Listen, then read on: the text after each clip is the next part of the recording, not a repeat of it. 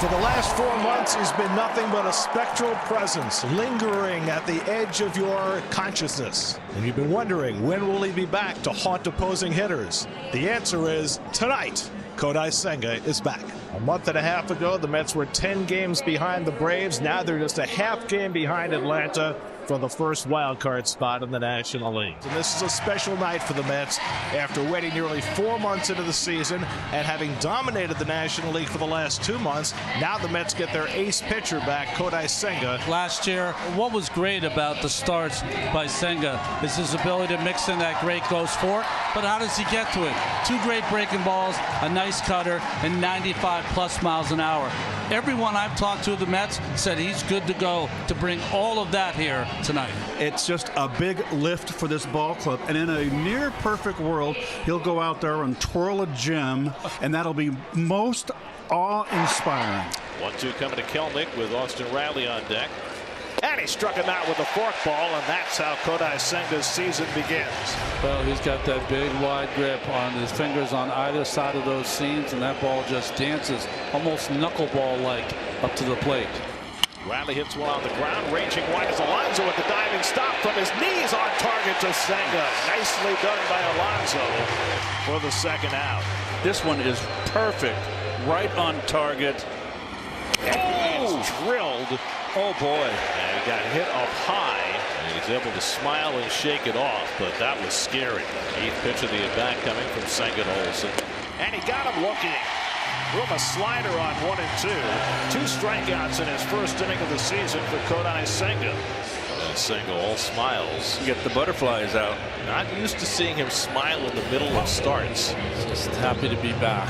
And the Mets will have Francisco Lindor lead off here in the first to go against Charlie Morton. Charlie making his 19th start of the season here tonight.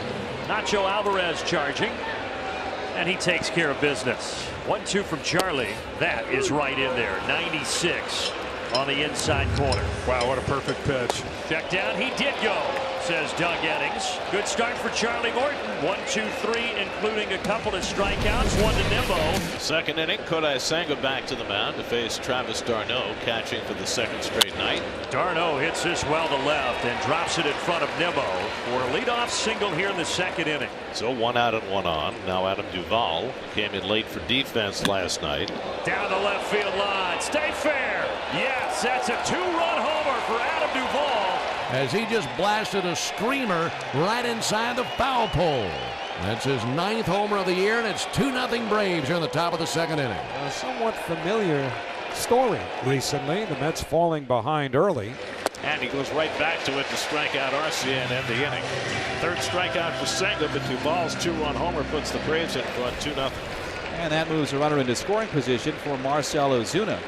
As strike 3 called, and Senga got Ozuna looking at a fastball. Ozuna expecting the forkball and got the express. And he foul tipped it into the mid of Alvarez, strike 3. Curveball from Senga to strike out Olson and keep it 2-0. Bottom 3 at Citi Field. Atlanta has a 2-0 lead. Tyrone Taylor. Pitch bounce to the left side. Grabbed at third by Riley, but he dropped it. Goes to pick it up. Fires. Close play. Safe at first. Taylor legs it out. Riley moving left. Reached down for it. Couldn't cleanly grab it. And hits Lindor. And they'll let him take his base. See Lindor race the bat boy down the first base line. That was hilarious. Here he takes a fastball high out of the strike zone, and the Mets have the bases loaded and nobody out. Well, we've seen Charlie do this over the years. It's going to sound crazy, but I'm fine with that walk. Talked about the struggles against lefties with the fastball. JD Martinez, a big lumbering DH, doesn't run well anymore. I don't think he ever did, but a good opportunity to get a ground ball double play here. And JD grounds one down to third, right at the back. Foul ball. Foul ball. The third base umpire, Emil Jimenez, made the call. Riley stepped on the bag, which was going to create a tag play at home had it been fair. But Jimenez had already called it foul. JD has 8 career grand slams. He's got a 3-1 advantage with the bases full and nobody out. And JD flies one to deep right field. Back goes Duvall to the warning track. Back at the fence. It's out of here!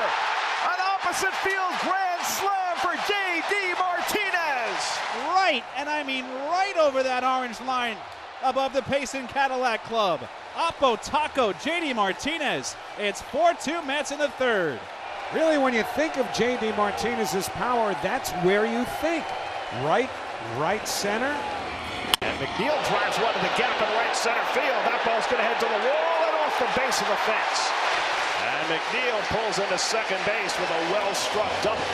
Charlie Morton's now given up 18 home runs against the Mets, which is by far the most he's given up against any team. And Vientos gets a curveball and drills it to deep left, and that ball is out of here. And a party it is in the third inning for the Mets.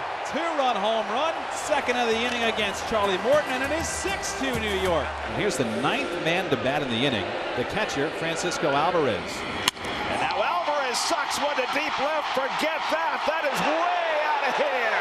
Francisco Alvarez adds to the carnage. His 5th home run of the year. It's a 7-run third inning for New York. Mets with a 7-run third inning. They've knocked Charlie Morton out of the box. Senga, meanwhile, has struck out 5 over the first 3. And now he struck out 6 as Darno takes a seat. 6 strikeouts for Senga. Finished the third inning with a strikeout. And he finishes the 4th inning with a strikeout. 7 Ks now for Senga. Shutdown inning after the Mets get him the lead. Outside, ball 4. Pete with a full count walks. And once again, the Mets have the bases loaded, and they do so for the 2nd consecutive inning. 3-1 coming. And he walked him to force in a run.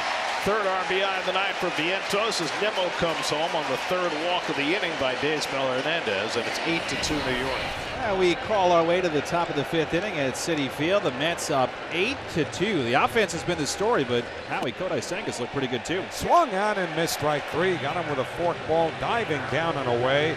Senga cruising now. How many ghost forks do you think you bring to a Senga start? Swing and a miss. He struck him out. Threw a fastball by him. Senga has finished all 5 innings so far with strikeouts. Kodai Senga back out for the 6th inning to face Austin Riley for the 3rd time. Senga's retired 9 in a row. 0-2 coming. And he popped it up on the infield. Alonso calling for it. And he's got it, but Senga is hurt. No, it might be a like calf. He's grabbing his calf as he went after that ball coming down off the mound. And on a night where everything has been going perfectly for the Mets, this is not what you want to see. I thought he was kind of moseying his way to first base and made a quick reaction. Gets to his feet, and he's able to put weight on it, and that's a good sign. So Senga in his season debut is coming out of the game because of injury after 5 1/3. The entire tenor of this game has changed in a flash from a celebratory night for the Mets with all the offense and with Senga's return to now significant uneasiness. And Ozuna attacks and drives one to deep left field, heading to the wall, flying high and out of the ballpark. It's a home run by Marcell Ozuna. 29 on the year now for Ozuna. Ozuna leaves Eric Orsi still looking to retire his first batter. And Darno shoots one out to right. Coming on is McNeil. And it's official. Eric Orsi now has an earned run average. And he pops this one up into shallow left. Waiting for it is Nimmo. Nimmo under it, makes the catch. And that retires the side. So his ERA goes from 108 to 54. We're in the top of the 7th inning. Mets have an 8-3 lead over Atlanta. And here's Jared Kelenic, the leadoff hitter. And Kelenic goes down swinging on the changeup. First strikeout for Orsi in the big leagues. He's got the Mets 5 outs to get us to the 7th inning stretch. Well, coming off that unbelievable appearance on Tuesday with the strikeout of Judge, it'll be interesting to see if that's a line of demarcation for Diekman and he turns it on for the rest of the season. Duvall, deep center field. Does it have enough juice? Yes, it does. Right off the apple. 2-homer night for Adam Duvall. It's 8-4. 3-2 to Nacho Alvarez. And it's in there for a call, strike 3, a knee-high fastball for the first out of the night. Swing and a miss. He struck him out. Diekman with a changeup fans Laureano. And the Braves are down to their final out. That's for 10 games behind the Braves on June the 3rd. And now here we are just over 7 weeks later. And the Mets with a chance to jump in front of Atlanta in the standings. He struck him out and the ball game is over.